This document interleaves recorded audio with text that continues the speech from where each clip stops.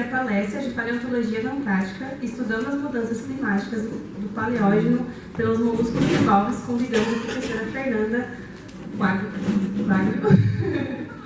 A professora Fernanda é a professora adjunta do Departamento de Ecologia e Biologia Evolutiva da Universidade Federal de São Paulo, Unifesp, campus de Diadema. Foi professora do curso de Geologia na Universidade Federal de Uberlândia, campus de Monte Carmelo, e coordenadora científica da Associação de Pesquisadores Polares em Início de Carreira. Graduada em Ciências Biológicas pela Universidade de São Paulo, possui mestrado e doutorado em Geociência pela USP e pós-doutorado no Instituto de Geociência e Ciências Exatas da Universidade Estadual Paulista, campus de Rio Claro.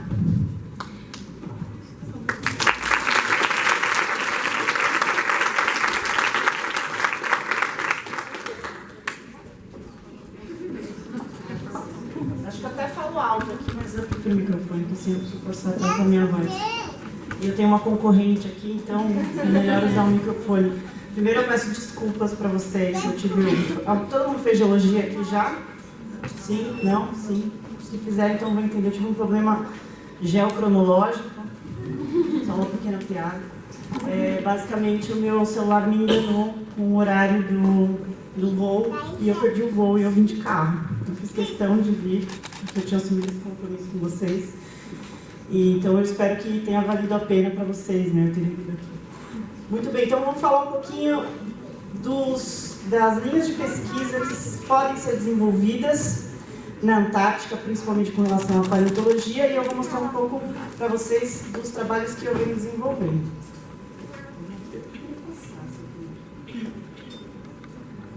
É o mais frio, o mais alto, o mais baixo também, o mais ventoso, o mais seco e o mais isolado de todos os continentes.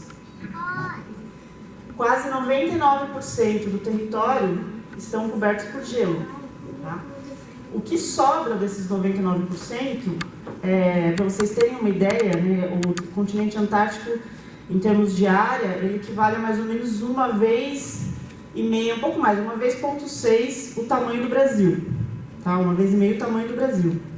O que sobra de área sem cobertura de gelo dá mais ou menos o estado de São Paulo. Então tem pouca área exposta, né, se a gente for pensar.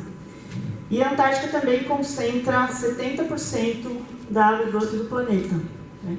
Então, para vocês terem uma ideia aqui, essa imagem mostra a espessura do gelo. Então, é a topografia da Antártica com a cobertura de gelo. Acho que vocês não conseguem enxergar, mas essa escala aqui, ela mostra o verdinho com 0, ou seja, no nível do mar, né? E aqui as áreas mais altas ultrapassam 4.000 quilômetros. Tá? E aqui numa outra perspectiva, vocês conseguem ver que a espessura do gelo ela é muito maior na área que a gente chama de continente, que é essa porção aqui do meu lado direito, né, do nosso lado direito, do que a porção peninsular, tá? Que é justamente a que é mais próxima da América do Sul. Essa espessura de gelo aqui, então, ela ultrapassa 4 quilômetros, né? Chega a 4,5 km, quase 5 quilômetros de espessura de gelo. E aqui é a topografia da Antártica sem a cobertura de gelo. Se a gente tirar a cobertura de gelo, é isso que a gente vai ter mais ou menos. Mas com uma pequena diferença.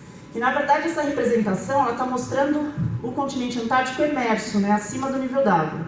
Por conta do peso desses quase 5 quilômetros de gelo, na verdade, a maior parte da Antártica fica abaixo do nível do mar. Tá? Então, na verdade, o que a gente tem na Antártica é isso aqui. Tá? Então, aqui é a elevação. Então, aqui fica menos 2.800 metros, então tudo está abaixo do nível do mar. E aqui no nível do mar, que é 0, e ali no topo, acima do nível do mar. Certo? Então, uma parte bastante relevante do continente antártico fica abaixo do nível do mar. E hoje sabe-se que existem áreas que são completamente interconectadas. Tá? E por conta da presença do gelo e a dinâmica dessas geleiras, existem rios abaixo de toda essa cobertura de gelo aqui. Tá? Então, vocês conseguem imaginar a quantidade de informações que ainda se desconhece com relação à Antártica, porque a gente não tem acesso. Bom, então toda essa realidade aqui da Antártica, né, de ser o continente dos extremos, faz com que a Antártica hoje... Isso, ajuda a mamãe. Faz com que a Antártica hoje só tenha fauna e flora, né? Toda a população humana, muito frio, né? Toda a população humana que existe na Antártica hoje é composta por pesquisadores, né? E uma parcela muito, muito pequena de turistas, né? Que, infelizmente, existe acesso para turistas em algumas partes da Antártica. Essa porção aí que é continental, não, isso aí é só, isso que vocês estão vendo, esse pessoal que está aí é só pesquisador. E já teve gente que nasceu na Antártica, tiveram partos na Antártica. Mas esses nascimentos, eles são sempre registrados com a nacionalidade da base onde esses bebês nasceram. Por quê? Vocês já viram essa bandeira aqui? Não, porque a Antártica não tem bandeira. Por que a Antártica não tem bandeira? Porque a Antártica não tem dono. Né? Em 59 foi assinado o Tratado Antártico. Esse tratado foi revisto.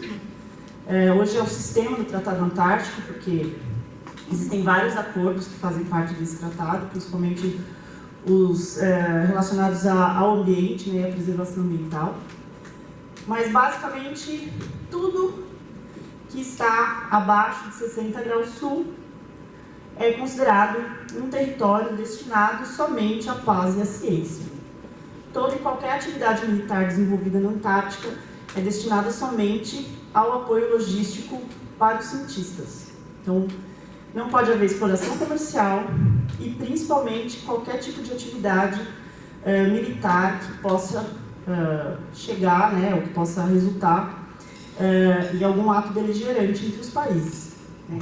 Todos os países que algum dia requisitaram uma parte do território antártico, quem foi para o Chile sabe disso, né, que o Chile acha que uma parte da Antártica é chilena, assim como os argentinos também, e alguns outros países, a Holanda, a França. Todos esses reclames de território foram suspensos nesse Tratado de 59. Tá? Nossa, ela está caindo na parede. Aqui, vai lá para baixo. Depois eu dou um jeito aí. Bom, a pergunta que a gente pode fazer é a seguinte: será que sempre foi assim? Quando a gente pensa em Antártica, a gente pensa ambiente coberto de gelo, cheio de pinguim, animais marinhos adaptados ao ambiente polar. Será que sempre foi assim? Bom, então, como eu falei para vocês, a Antártica ela é dividida de uma forma meio grosseira em duas grandes áreas, porque o Polo Sul ele está basicamente no centro da Antártica, então a gente vai para o norte sempre que a gente vai para a costa. Então, se a gente vai para cá, a gente está indo mais para o norte. Se a gente for para cá, a gente está indo para o norte. Se a gente for para cá, a gente está indo para o norte. Certo? Então, até isso a Antártica é diferente. Né? Tudo é diferente na Antártica. Imagina você fazer representação em alguns programas que usam as coordenadas norte-sul, né? Fica tudo maluco. Então, como que a gente se refere à Antártica? O que tiver a leste das montanhas transantárticas, que é essa cadeia de montanhas que tem uma história geológica que divide a Antártica tectonicamente em duas partes principais, tá? Uma mais antiga, que é essa porção aqui, que a gente chama de leste da Antártica, ou Antártica continental, e o que tiver a oeste, a gente chama de oeste da Antártica, ou Antártica peninsular, né? Então, as duas partes elas têm histórias geológicas bastante diferentes, com idades também bastante diferentes. Bom, aqui parece uma figura meio difícil de entender, mas ela é relativamente fácil. Isso aqui mostra a posição da Antártica Oeste, da Antártica Leste, ao longo do tempo. Então, essa primeira representação aqui com 550 representa, então, o que se conhece em termos tectônicos da Antártica mais antigo. Tá? Então, aqui se sabe que era a partir de 550 milhões de anos o continente da Antártica tinha essa posição. E depois, conforme a idade foi avançando, né, ou seja, diminuindo, né, porque são 550 milhões de anos antes do presente, né, a Antártica foi meio que passeando em todas essas latitudes. Tá? Chegou aqui por volta do Jurássico e foi passeando até voltar a uma posição mais ou menos no Polo Sul, tá? Mais ou menos no Cretáceo, aí, na época dos dinossauros. Tá? E a história da Antártica Peninsular é um pouquinho mais nova, que é essa parte que está representada em azul. Tá? Então, vocês conseguem imaginar que boa parte da história geológica da Antártica, a Antártica não estava no Polo Sul. Então, vocês conseguem imaginar que grande parte da história geológica da Antártica, a Antártica não era fria. Tá? Claro que, quando ela se aproxima e quando ela se posiciona aqui no Polo Sul, ela vai ser fria, porque já estava no Polo Sul. Mas a história não é tão simples assim. E a gente sabe que não bastou estar no Polo Sul para ser coberta por gelo. Então aqui mostra uma animação com a posição da Antártica, né, com uma projeção polar. Cinza claro são as porções emersas, e esse cinza médio aqui são as áreas de plataforma, que ficam abaixo do nível do mar, mas são áreas continentais. E o cinza mais escuro a gente chama de grandes províncias ígneas, que estão também, podem estar ou não submersas, tá? Às vezes são áreas que são ilhas, às vezes são grandes áreas submersas que a gente não consegue enxergar. Então, a gente vê a idade, tá vendo? Representada a partir de 80 milhões de anos, certo? Até o recente, mostrando então que a Antártica ela já esteve unida à Austrália, né? A Nova Zelândia também fazia parte do território antártico, e também esteve unida à América do Sul. Bom, o que acontece aqui?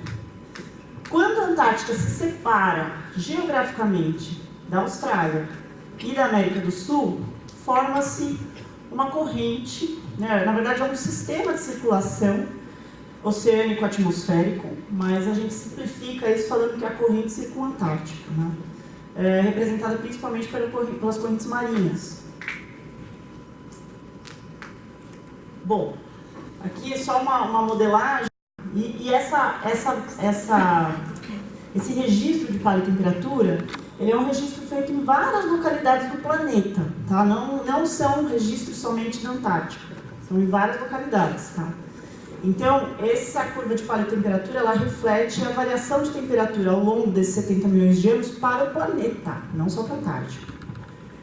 Então, no Eoceno teve uma tendência de esfriamento, mas aqui teve uma diminuição bastante abrupta da temperatura. Tá? E é exatamente isso que marca o primeiro evento de formação da cobertura de gelo da Antártica. Não é a era do gelo do desenho ainda. Isso é muito novo. Depois teve uma fase durante o Oligoceno que a temperatura foi mais ou menos constante, depois teve uma tendência de esquentamento e depois teve um outro esfriamento. Esse segundo momento de esfriamento marcou um avanço muito maior das geleiras. Tá? E a gente vê aqui nessa representação aqui, ó, que só onde tem aquele 1 ali, lá no Plioceno, que está representada ali a era do gelo ali do desenho. Certo? Então, a formação de gelo na Antártica, né, que a era do gelo mostra lá no norte, a formação de gelo da Antártica, ela é muito anterior à formação de gelo no Ártico. Tá?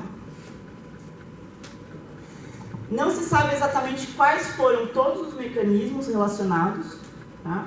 Se tem uma ideia de quais são, e nem qual foi a importância de cada um deles. uma força. Senão eu vou dar a palestra para o Nicole. Então vocês podem ver que, em termos de eventos tectônicos, a gente tem dois eventos importantes aqui. A abertura da passagem da Tasmânia e a abertura da passagem de Drake. Esses dois momentos são exatamente os momentos de separação da Antártica em relação à Austrália e da Antártica em relação à América do Sul. Não, bom. Ela não gosta de Antártica, definitivamente. Minha mãe não gosta da Antártica, não gosta.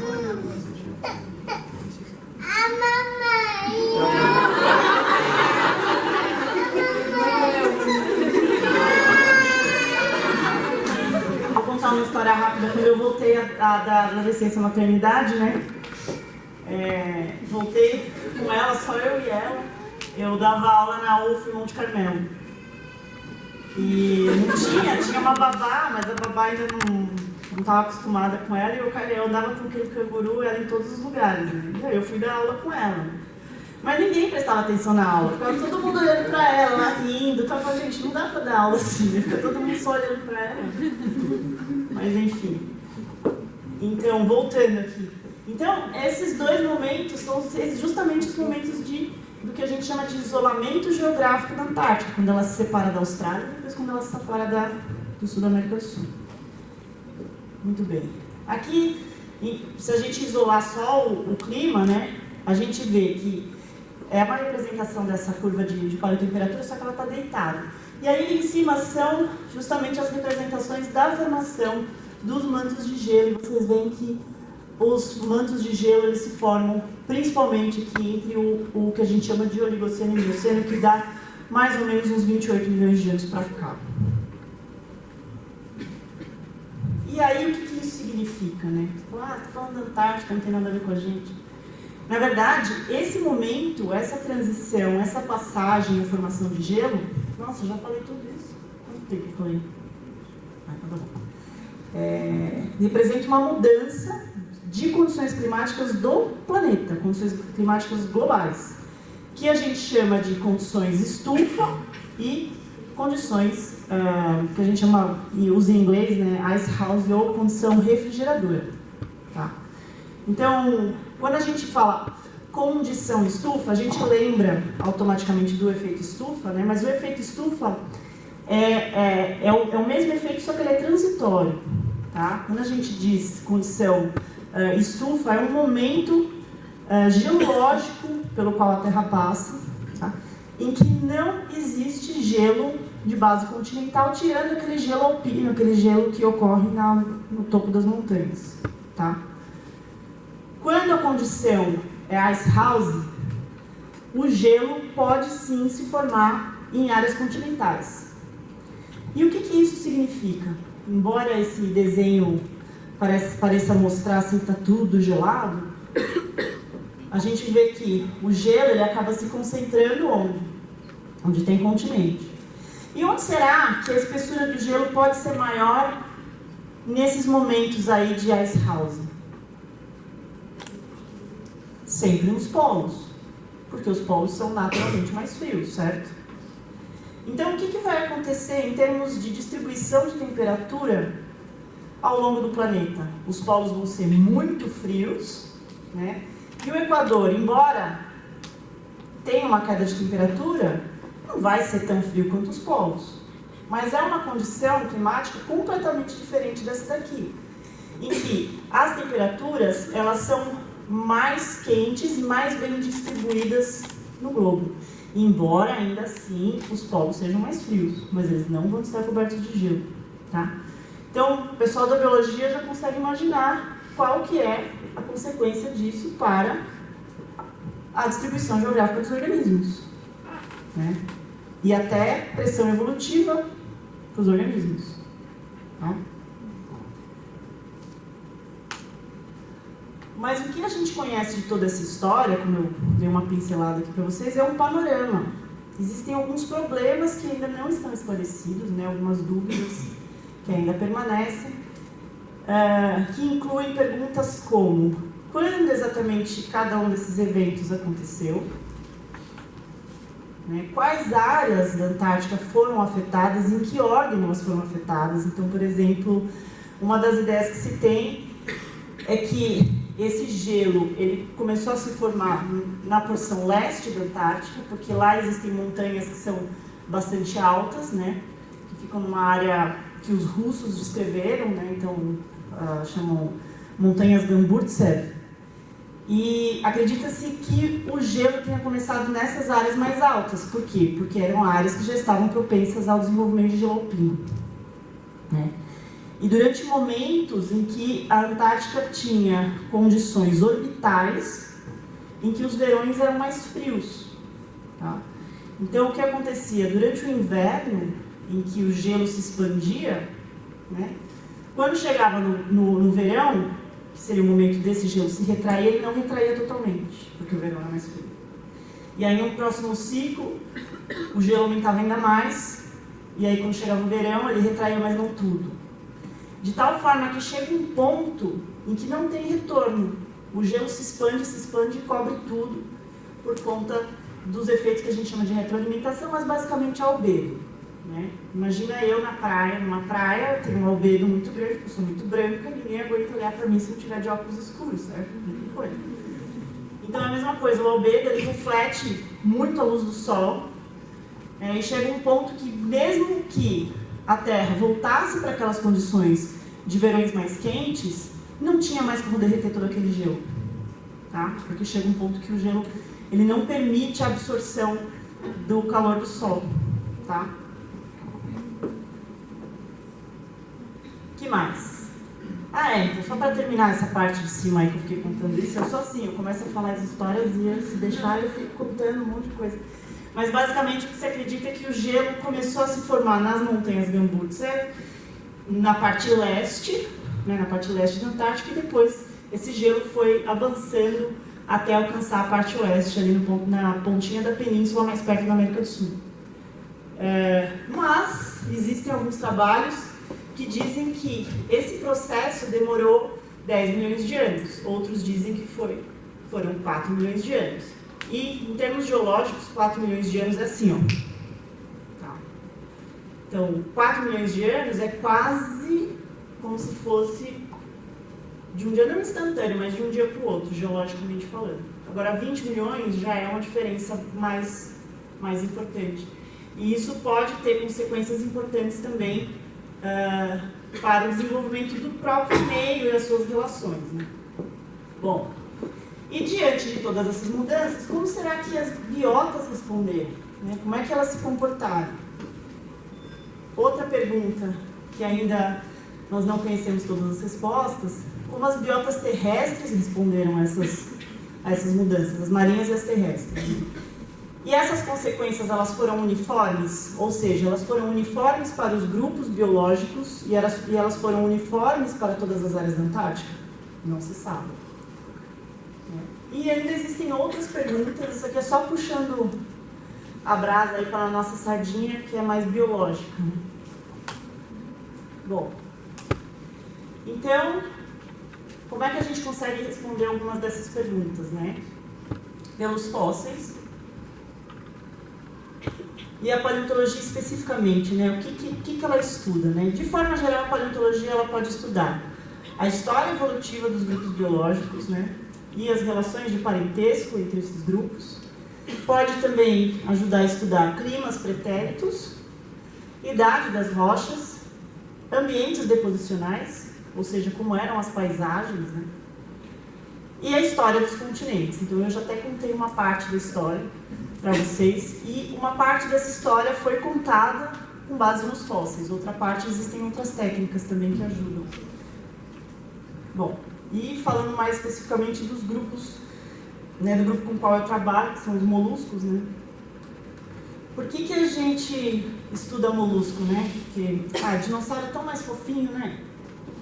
Mamífero, então, tem pelo mais próximo da gente. Por que a gente estuda os moluscos? Bom, primeiro porque eles têm partes duras, né? Bom, até aí os vertebrados também têm, outros invertebrados também têm. Bom, eles são aquáticos, principalmente marinhos, né? eles são muito abundantes. Basta a gente ir para a praia e ver os concheiros que são formados, cheios de moluscos. Alguns deles são infaunais. O que isso significa? Eles vivem dentro do substrato. E se eles vivem dentro do substrato, a chance que esses organismos têm, ou tiveram, para se fossilizar é muito maior, né? Porque já está enterrado, né? Fica fácil. E alguns deles são fósseis guia, né? Ou seja, eles viveram em intervalos de tempo bem específicos que ajudam a gente a determinar a idade daquela rocha onde eles foram fossilizados, né? E por conta das outras características deles, né, que eles são abundantes, ocorrem em vários lugares, enfim, eles acabam sendo utilizados como guia para determinar a idade das rochas, tá? E eles fornecem também muitas informações ambientais importantes, porque como eles têm uma relação muito próxima com o substrato, a gente consegue pela concha, pelo formato da concha, saber qual era o hábito de vida deles. Bom, e no caso dos bivalves especificamente, né? Bom, eles nos ajudam em vários aspectos. Então tem uma razão importante para estudar, para usar os bivalves, que é a razão cronoestratigráfica, né? Uma delas, né? Eles têm um registro fossilífero bastante amplo, né? Outra razão cronoestratigráfica é que os bivalves eles são registrados em intervalos de tempo bastante importantes dentro desse histórico que eu contei para vocês.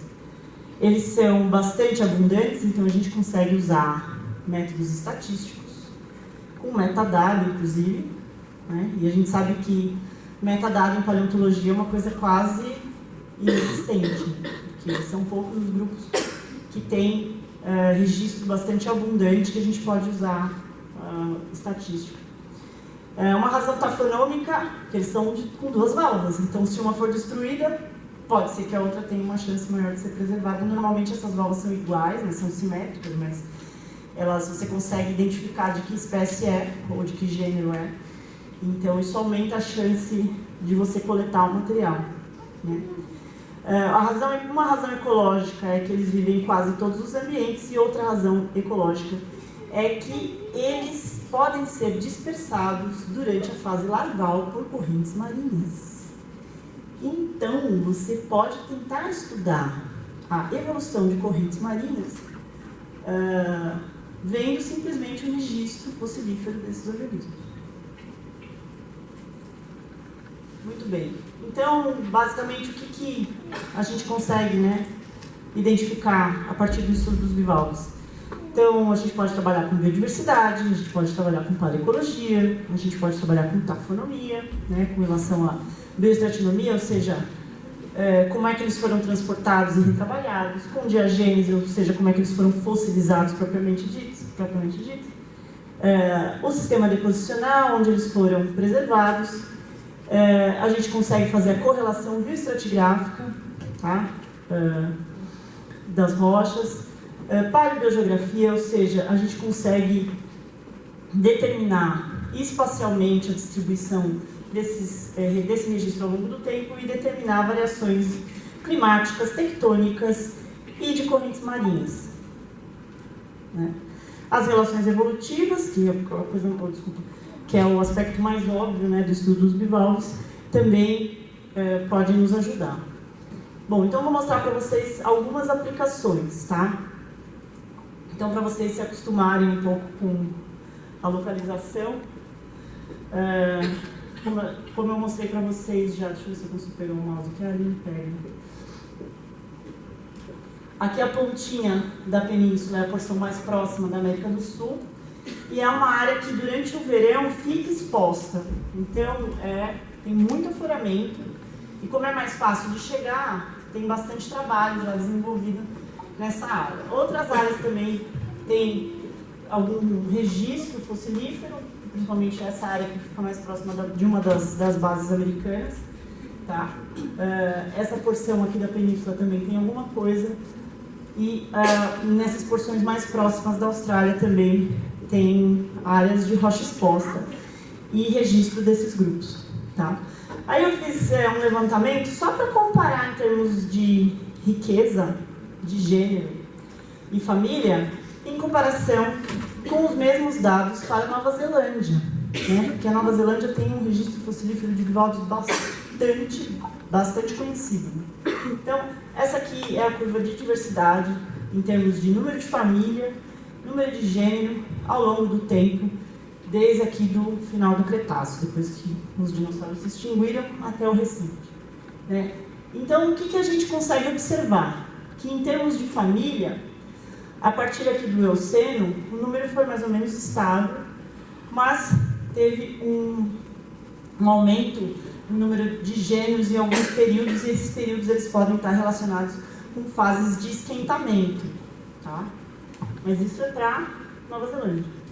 E para a Antártica? Será que o padrão é parecido? Não. Eu chamo isso carinhosamente de padrão Riverhead, porque parece aquele aviãozinho do videogame lá dos anos 80. Isso, o que isso mostra, né? Nossa, só os velhos. Nessa hora que a gente pega a idade assim, ó. O que isso demonstra? Demonstra que a gente não conhece nada desse material. Nada, tudo bem, faz tempo isso, né? Melhor coisinha aqui do Eoceno e do Oligoceno. Agora, por que será que isso acontece? Por que se sabe tão bem na Nova Zelândia e não se sabe tão bem sobre a riqueza aí de famílias e gêneros de bivalves no Antártico? Bom, parte disso eu já falei para vocês, né? A gente já viu aqui, 98% do território coberto de gelo. Certo? Quem que vai para a Antártica? Só quem consegue um projeto ou carona no projeto dos outros, como é o meu caso. Que eu vou com os argentinos. Fora isso, não dá para você pegar o carro, né, igual hoje. Perdi o avião, peguei o carro, estou aqui agora. Dá para fazer isso na Antártica? Vou fazer um campo rapidinho, final de semana na Antártica e já volto. Não dá. Não tem como.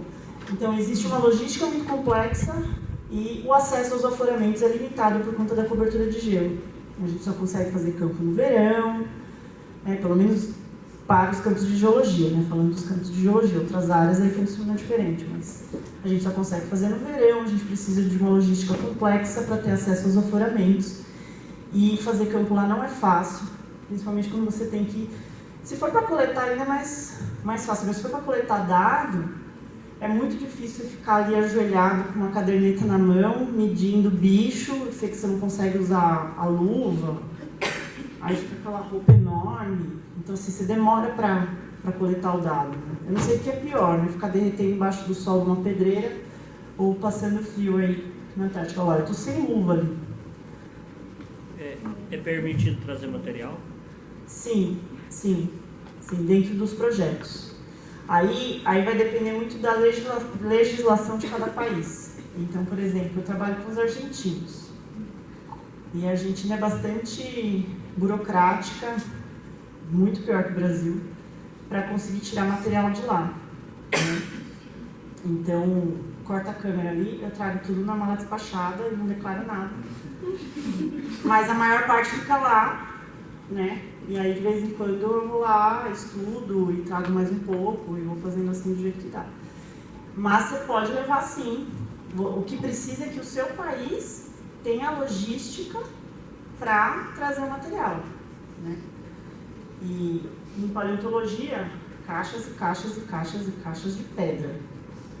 Né? Então, mas tendo a logística, pode levar sim.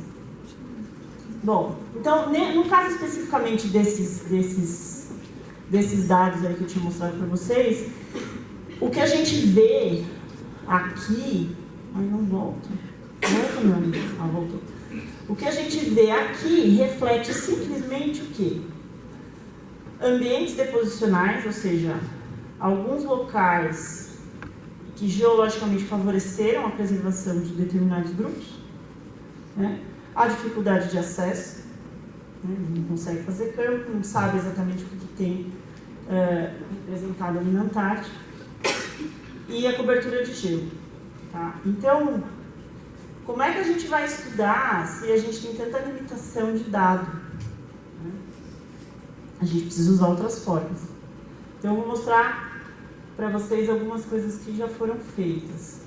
Basicamente, o material que eu estudo, que eu estudei, vem aí da península, né? Então, aqui é a ponta da península tem ilhas mais próximas aqui da América do Sul, tá? Que são as Ilhas Shetland.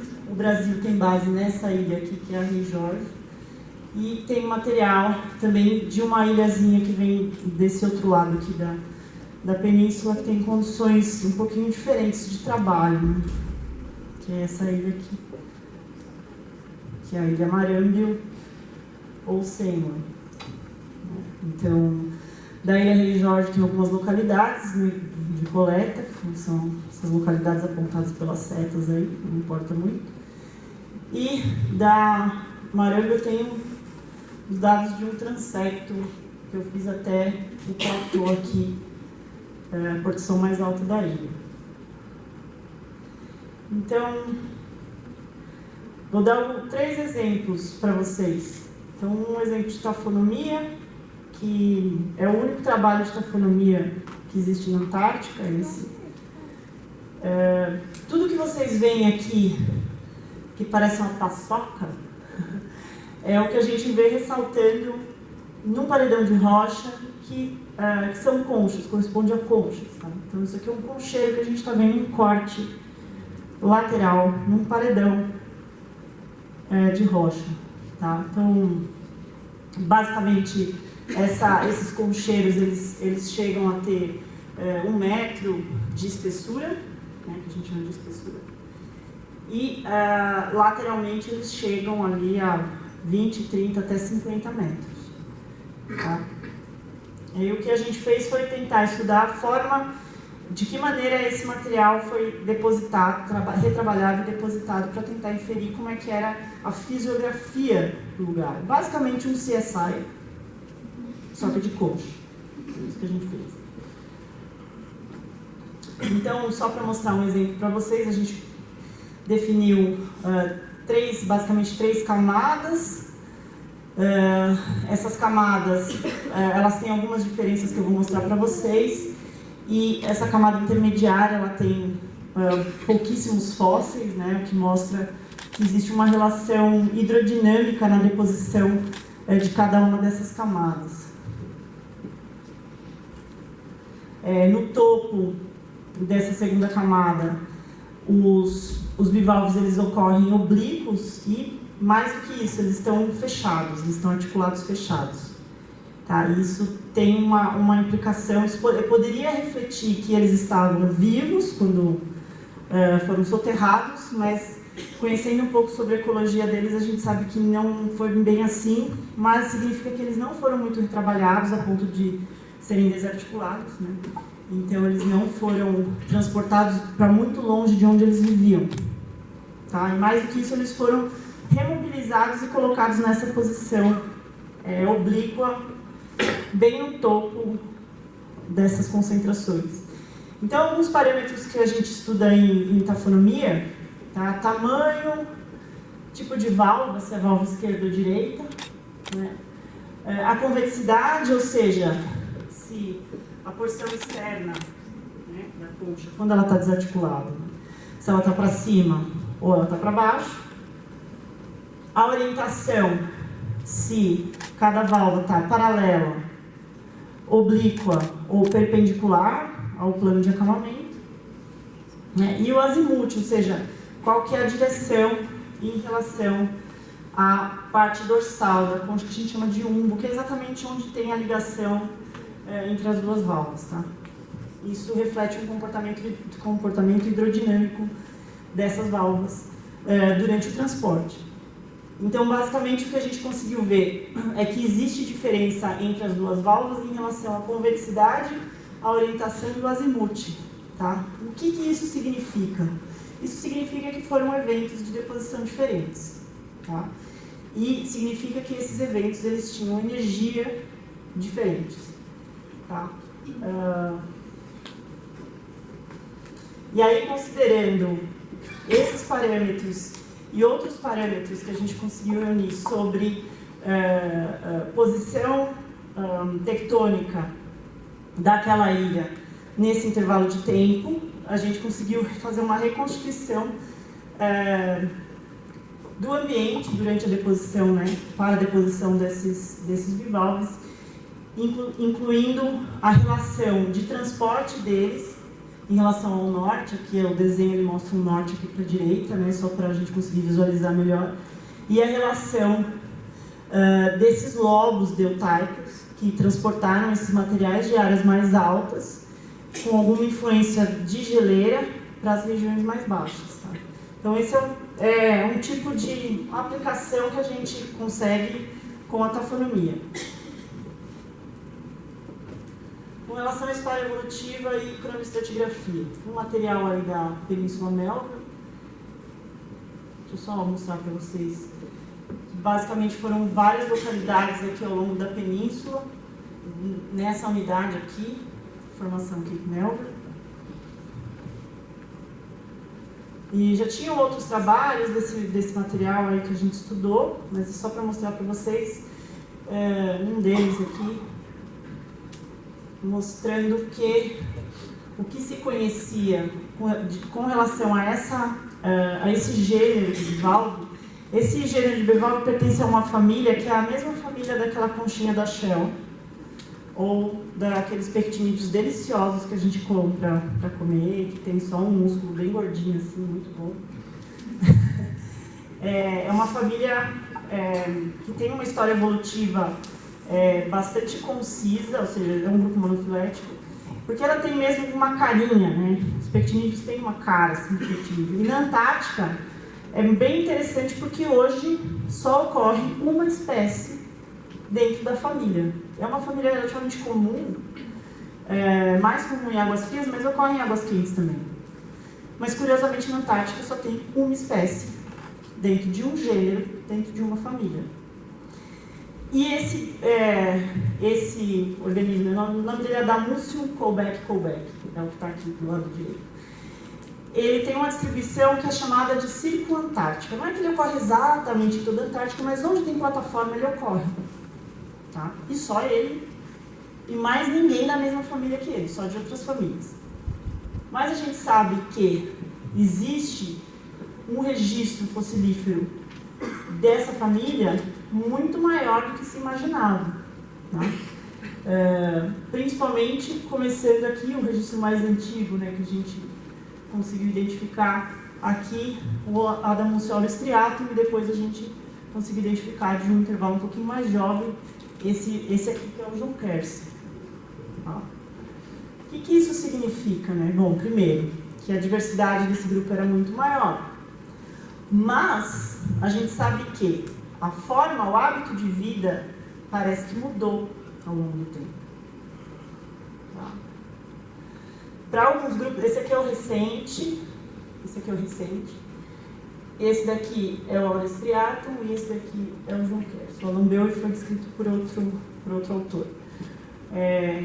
A gente sabe que para alguns, dependendo da forma da concha, né, principalmente quando eles têm um ângulo um pouquinho mais aberto, como a gente vê aqui e aqui também, eles têm um hábito que eles têm biços. Todo mundo sabe o que é biço, né? Não. Biços são projeções proteicas que alguns bivalves têm para anexação, normalmente em substrato duro, tá?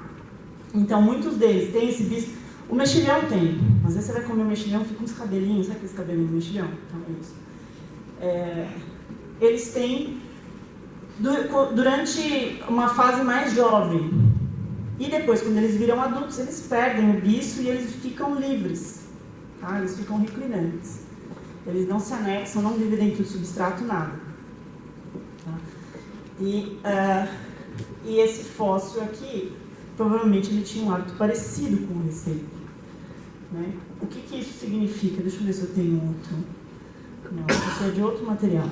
Então, o que isso significa? Depois, mais para frente, eu vou falar um pouco, mostrar uma imagem aí de como ele vive hoje em dia e qual foi a diferença que a gente fez. Mas, nesse caso especificamente, a gente conseguiu identificar que existe uma diversidade do grupo muito maior do que se imaginava. E é um grupo interessante para ser estudado por conta desse fato de existir só uma espécie, né, de monoespecífico, e um gênero só. Bom, um outro exemplo para vocês foi um trabalho que a gente fez estudando esse grupo aqui.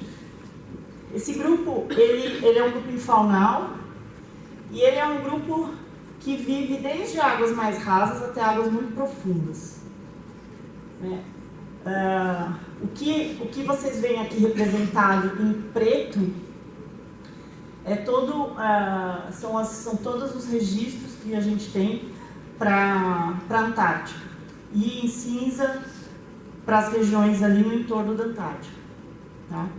Mostrando que é um grupo que ele tem um caráter bem, que a gente fala de um caráter bem austral, ou seja, ele vive em várias localidades, independentemente da presença do gelo ou não.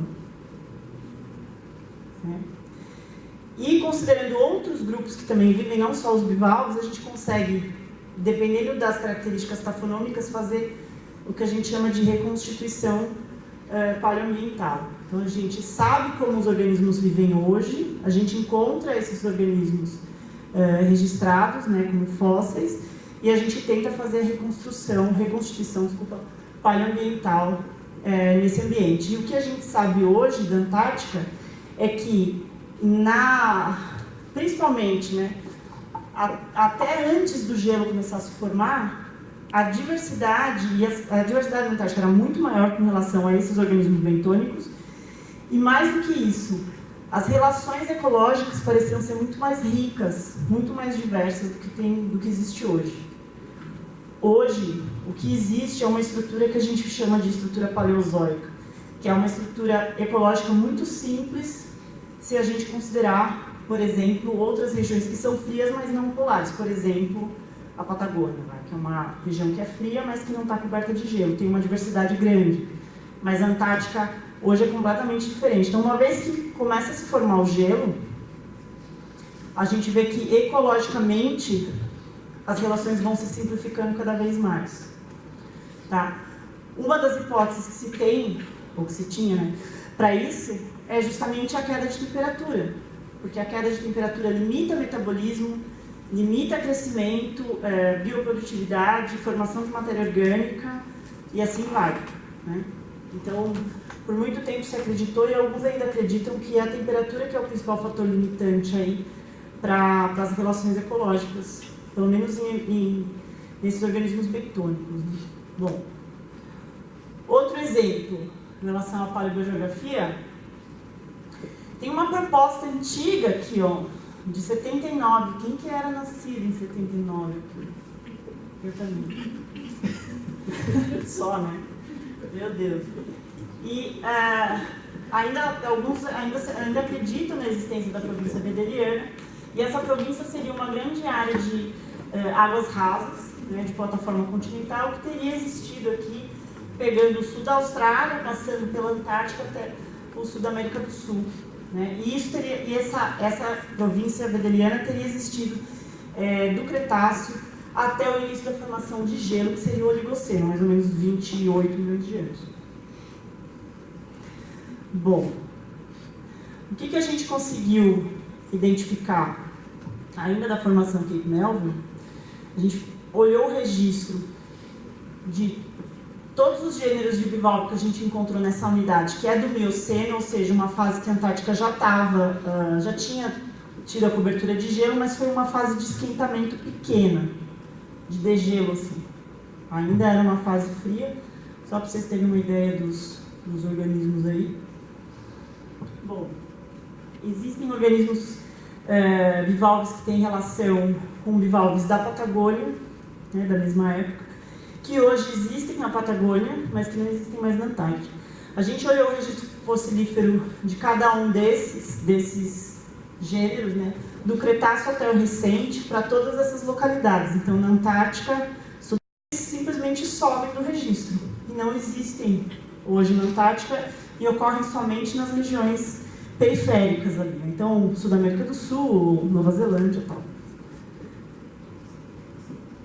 E aí, qual que é o que a gente pode pensar disso? Bom, lembrando que uma das ideias que se tem é que o frio é o principal condicionante na distribuição desses organismos, vamos dar uma olhada naqueles que têm representantes atuais e ver como é que é o hábito de vida deles, onde eles ocorrem. Vou dar 2 exemplos para você. Um que eu já falei um pouquinho, que é o Adamúcio, e a outra que é a Panopeia. Vou falar só desses 2, porque eu acho que são os mais interessantes.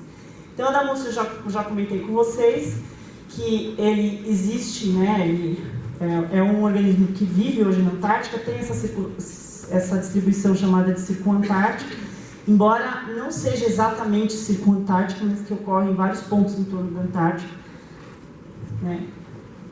E ele tem esse hábito que a gente diz reclinante, né? Quando é mais jovem, ele é biçado, depois ele perde o biço. E como é que ele vive? Ele vive assim, ó. Vocês têm ideia do que é isso aqui? Plataforma de gelo. Ele vive escondido abaixo da plataforma de gelo e fugindo desses caras aqui. Que é a estrela do mar, o principal predador dele. Ele consegue nadar só na presença de estrela do mar. E esses equinodermos de forma geral. Por que ele vive escondido no gelo? Ele vive só nessas regiões escondidas no gelo. Ele vive desde profundidades maiores até áreas bem costeiras, só que sempre debaixo do gelo. Nas áreas mais profundas não necessariamente, mas nas áreas mais rasas necessariamente. Bom, imaginem só um bivalve reclinante que não se fixa, não tem nenhum mecanismo de fixação, não se enterra, vivendo numa área de quebra de onda. Não tem como. Então, o que se sabe é que aqueles pectinídeos, né, que são da mesma família, mas outros gêneros, que viveram antes, eram exclusivamente de águas rasas. E eles somem justamente a partir do... até arrepio de falar isso, que eu acho tão legal. Eles somem justamente quando começa a se formar o gelo.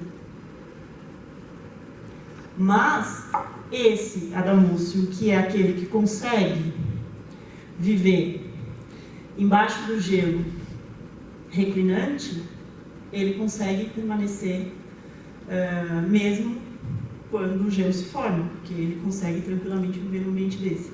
Aliás, ele não só consegue viver tranquilamente, como ele tem adaptação para viver. Se você tira um Adamúcio recente, né, e submete esse Adamúcio a temperaturas de 15 graus, que para ele é muito, muito, muito alto, ele perde a capacidade de natação. Ele realmente não nada, ele não é um bom nadador, mas ele bate as valvas quando ele está na presença de um potencial predador. Ele consegue fazer isso. Então ele bate meio mal desajeitado assim, mas ele consegue fugir. Se ele tiver a 15 graus, ele não consegue bater mais. E se você colocar um Adamúcio a temperaturas de mais de 20 graus, ele morre. Ele não sobrevive. Então ele consegue viver em temperaturas muito baixas. E ele usa justamente o gelo para simular um ambiente de águas mais profundas e consegue viver em águas mais rasas. Tá? Um exemplo. O outro exemplo... então, alguns consideram a presença dele como um indicador glacial. Se o Adamúcio está presente no registro fossilífero, significa que a partir de então existia gelo. Bom, a Panopeia. A Panopeia é um bivalve que hoje não vive na Antártica, mas ele vive no Ártico. Tá? Por isso que tem esse nome aí, Panopeia islândica. Tem outras espécies lá também, mas essa é a principal. E é uma espécie de valor econômico, porque eles preparam essa estrutura dela, é o sifão. Isso aqui chama sifão. É uma parte mole, ela tem uma capacidade de se enterrar em profundidades relativamente grandes, em substrato duro, e usa esse sifão, que é bastante musculoso, para respirar, entre aspas, na água. Tá? Viver dentro do substrato e fica com o sifão ali para fora para respirar. Mas não existe hoje na Antártica.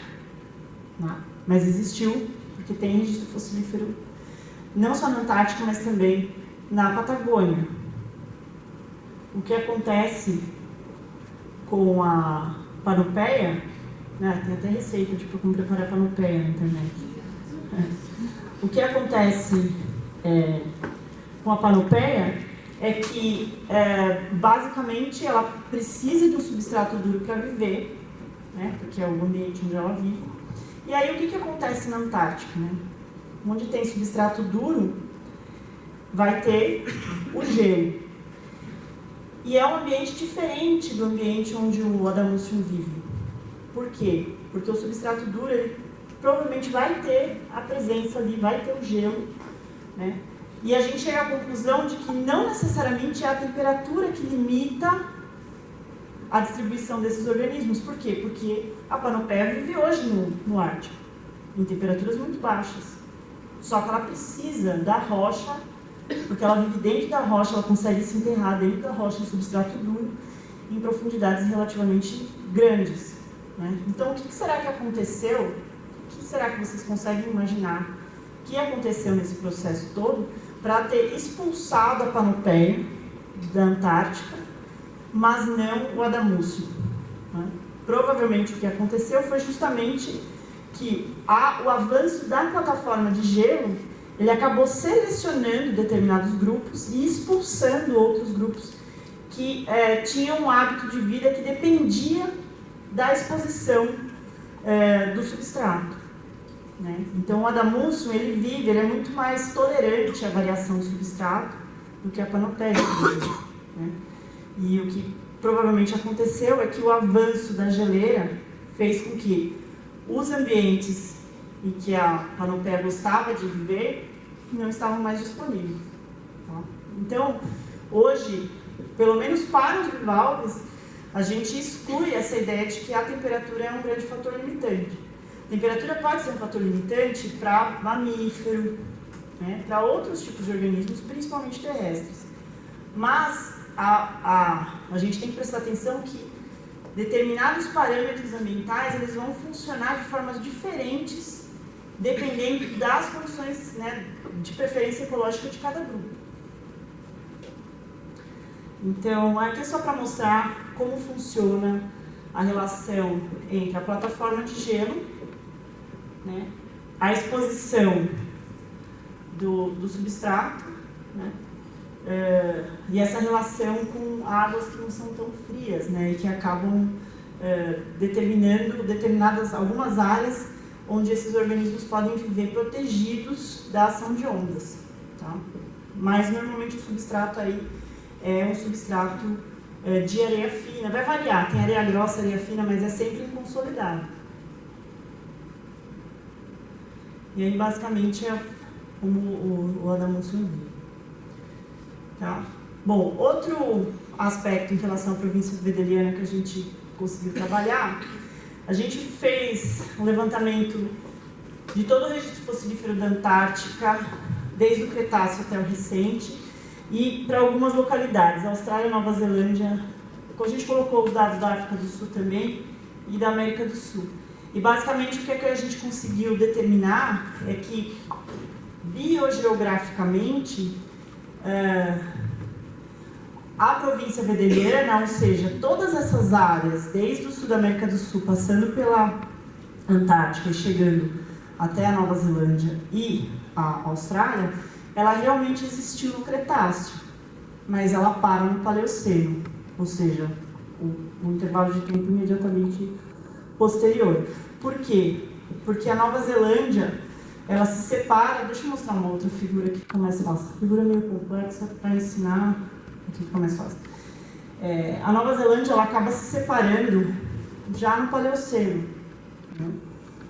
Então a província wedeliana, ela não existiu da forma como o Zinsmeister falou lá em 79, né?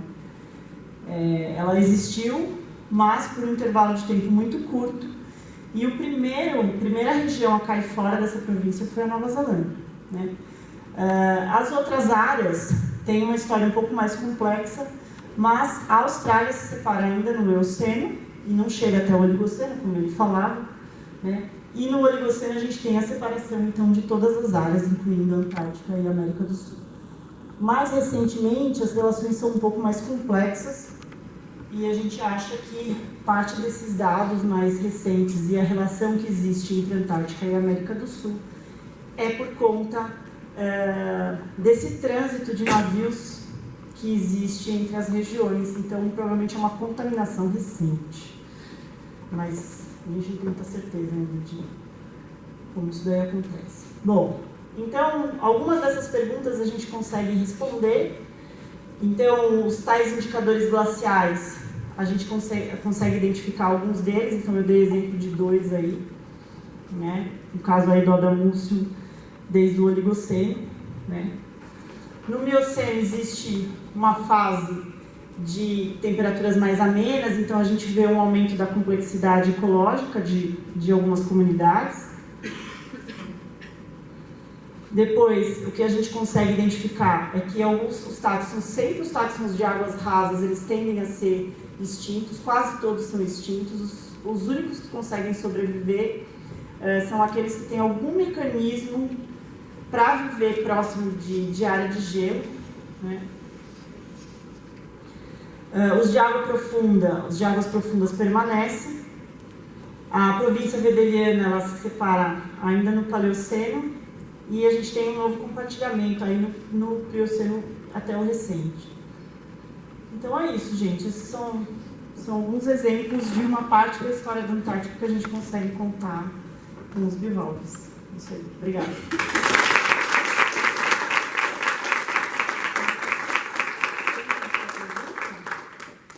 Não, né? Falei muito, né? Tem? Ninguém tem professor. Eu expliquei tão bem que ninguém quer perguntar nada. Eu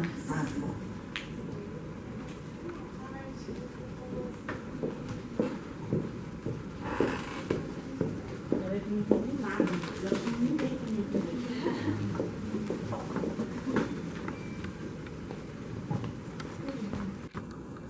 Teve uma parte que você falou assim sobre usar os bivalves para descobrir a circulação do oceano, é isso? Eu queria entender como que funciona, tipo, se eles se movem ou algo dentro, tipo isso. É uma parte um trabalho que eu fiz que nem publiquei, nem coloquei nada aí. Basicamente o que a gente faz é o seguinte, a gente consegue ver de um intervalo para outro como é que muda o registro fossilífero de determinados grupos, né? E, então a gente vê como é que esses organismos foram ocupando as áreas. Por que a gente consegue ver isso e por que a gente acha que essa ocupação, vamos dizer, esse espalhamento, essa forma de ocupar, ela pode estar relacionada com o padrão de circulação de massa oceânica?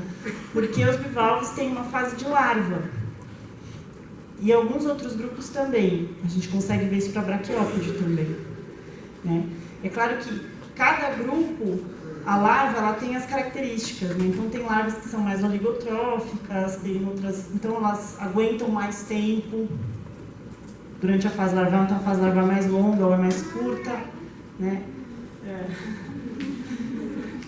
Então, depende muito da característica da larva desses organismos, né? Mas o bivalve ele tem essa característica. E a larva, ela é plantônica, então ela vai sempre dispersar segundo a circulação de massa oceânica. Então ela obedece, né? O padrão de circulação obedece à circulação de massa oceânica porque as larvas são plantônicas, elas não são nectônicas, não tem natação ativa, né? Mas aí a gente precisa descobrir assim, quanto é que cada larva vive. Isso se conhece super pouco, né? Não é uma coisa que a gente consegue trabalhar em termos de tempo de vida de larva.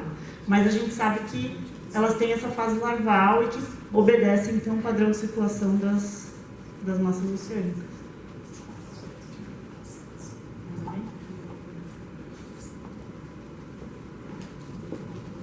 Acho que só o Olivia agora tem dúvida.